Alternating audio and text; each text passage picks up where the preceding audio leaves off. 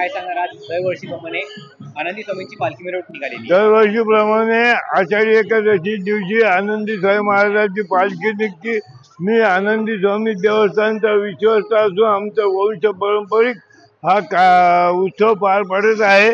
तरी आम्हाला सर्व समाजातले लोक आम्हाला सहकार्य करतात आणि भरपूर आम्हाला आषाढी एकादशीचा प्रसाद देऊन आनंद लुटतात आणि सर्व जागोजागी फराळाची व्यवस्था भक्तगण करत आहे.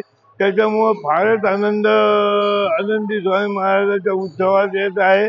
तरी सर्व भक्तांनी आनंदी स्वामी महाराजाच्या पालखीची शोभा वाढवली आणि ह्या कार्यक्रमाचा लाभ घ्यावा असे मी आनंदी स्वामी देवस्थानतर्फे मार्गदर्शन. आजचं या पालखीचं कितवं वर्ष आहे आणि महत्व काय या पालखीचं? हे आनंदी स्वामी महाराजांची पालखी ही 1726 ला समाधी घेतली आणि आज 400 वर्षापासून ही पालखी आनंदी स्वामीची पालखी जालना नगरात निघत आहे. काय महत्व आहे नेमकं पालखीचं? पालखीचं महत्व असं आहे की एकादशी निमित्त सर्व भाविक भक्तांना याचा लाभ होतो.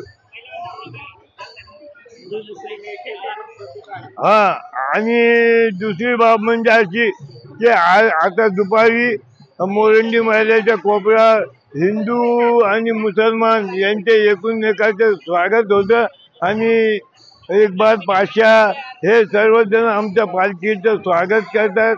पोलीस प्रोटेक्शन भेटतं आणि आम्ही त्यांचं स्वागत करतो. हे आनंदी स्वामी महाराजाच्या देवस्थानची प्रतिमा आहे.